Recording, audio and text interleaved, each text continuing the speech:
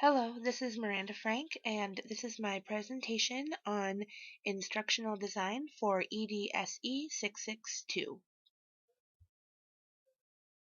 The student I used for this assignment is named Jim for the purpose of the assignment, and he is a male student in the second grade. Jim is a very social person and loves to be around other kids and tries to fit in with them and join in with their games. Jim is athletic and loves to play sports, especially tennis. Jim also loves hockey, baseball, football, basketball, soccer, snowboarding, Nerf guns, video games, Legos, and playing pretend with other boys and girls outside. Jim will do anything to get his opinion and point across, as well as communicate what he wants and what he needs. Jim has a severe speech impediment, but when he cannot be understood, he will act it out, point things out, draw pictures, or use different volumes of voices to get his points across. Jim is currently performing below grade level in most subjects, and his parents have expressed concern with this. His parents have also expressed concern in the area of emotional and social behavior. Jim's mom has reported that Jim can behave very immaturely, and he has a short temper that can turn violent at times. Jim's parents have also reported that he struggles with remembering and or following directions that contain more than 2 steps. Jim struggles with staying focused and frequently needs several reminders to do things. Jim is extremely motivated by approval and special privileges such as iPad time or being the line leader for the classroom. Jim prefers a quiet environment and smooth textures. He does not prefer loud music or loud noises. When he eats, the food has to have a consistent texture. For example, he won't eat ice cream with sprinkles because of the multiple textures present. How Jim will react to a task will depend on his mood that day. When a non-preferred task is coming up, Jim does best with ample preparation and practice. For example, if Jim has a doctor's appointment, Jim responds well to social stories about why we need to go to the doctor, the best way to behave, and what is expected during the visit. Jim has also found success with non-preferred tasks when he can talk to a friend or peer about how they feel when they go to the doctor, so he can see that he is not alone in his worries and he can see how other kids react. Jim is able to recognize when he requires alone time. He frequently goes to his room by his own choice and he will read a book, watch a movie on his iPad, or even just play with his toys by himself.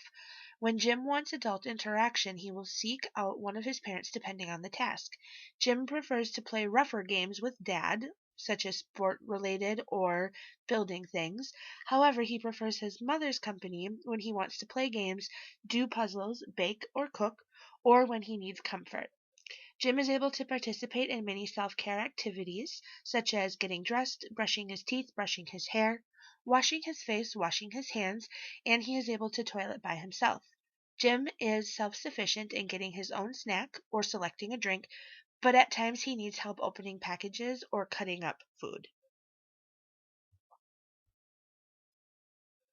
In the area of social interaction, Jim's previous teachers have reported that he often has conflicts with peers as he often wants to be first. He can be very bossy and physical with others.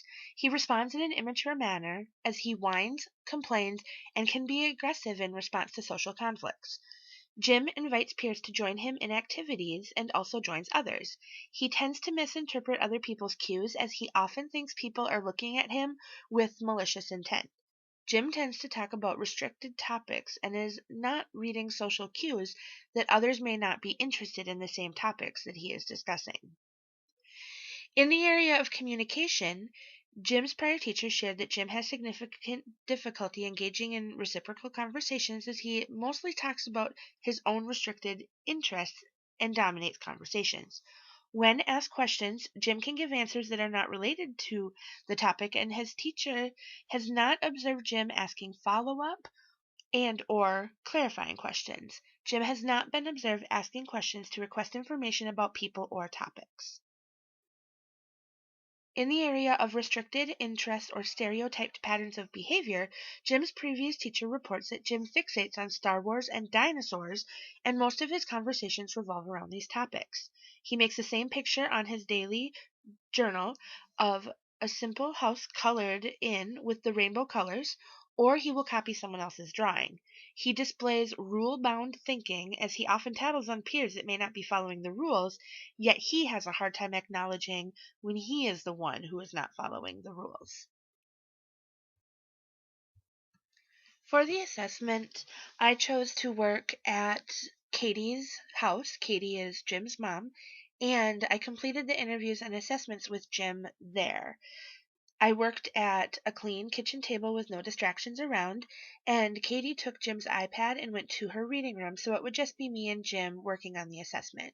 However, she was available in case a crisis arose. When I had the parent interview, I spoke with Katie in the family home as well. Jim was at home at the time, but he was playing with a new Lego set that his uncle purchased for him. And he asked me and Katie to come see his new ship several different times during the conversation, but for the most part, Jim was content playing in the room next door while Katie and I had our discussion. I chose the home as a location to administer the assessment because I knew that Jim would be comfortable there, because I know that he doesn't always enjoy leaving the house.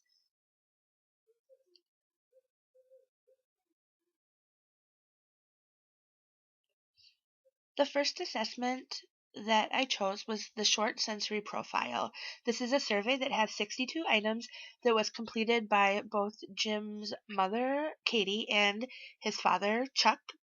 I chose this assessment to gain perspective regarding how Jim's parents view him, what they believe the underlying issues are, and to finally get to know Jim a little bit better ahead of time, as well as some of his preferences. I emailed the survey to both Katie and Chuck so they could complete the assessment, and I discussed the results during our face to face interview. Based on Chuck and Katie's answers, Jim scored in the definite difference range in taste smell sensitivity. Jim avoids certain taste or food smells that are typically part of a child's diet. He's a picky eater, especially with food textures. He prefers to eat white carbs, pretzels, string cheese, and peanut butter crackers. Under-responsive seeks sensation. Jim seeks all kinds of movement, and this interferes with daily routines. He frequently becomes overly excitable during movement activities and frequently touches people and objects. Auditory filtering. Jim almost always has difficulty paying attention. He frequently appears to not hear what is said, has trouble completing tasks when the radio is on, and doesn't respond when his name is called out, but doctors have assured Katie and Chuck that his hearing is okay. Visual auditory sensitivity.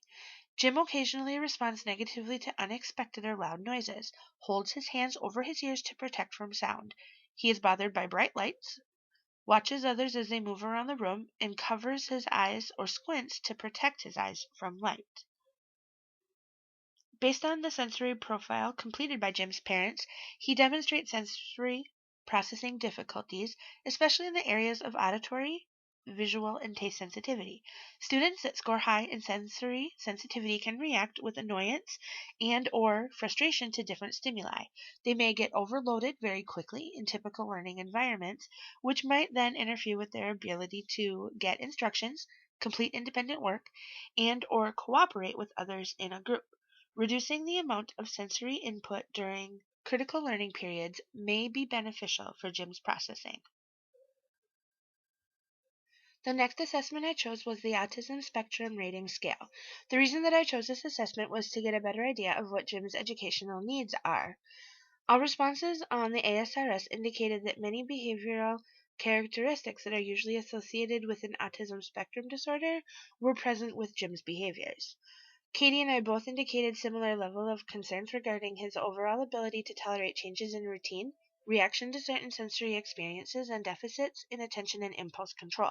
In the area of adult socialization, it was reported that Jim talks too much about things that adults don't necessarily care about, and he has difficulty talking with adults. In regards to atypical communication, it was observed that Jim uses language that is immature for his age and asks questions that are off topic. The final assessment that I administered is the Peabody Picture Vocabulary Test, the 4th edition. The PPVT-4 is a quick and easy way to assess vocabulary with reliable measures. This assessment is designed for speakers of standard American English. This assessment is untimed and is a measure of an individual's receptive or hearing vocabulary. I wanted to administer this assessment because of Katie's concern with Jim's speech difficulties. I thought this assessment would offer more insight into his speech patterns and his receptive vocabulary. His performance indicates that he should be able to understand and learn many vocabulary concepts presented to him at grade level. One thing that Katie mentioned while we were interviewing was that she has observed that with Jim's speech, he is much more willing and able to understand words that are spoken to him, while he struggles to produce the words himself. This observation would support the findings of the PPVT-4.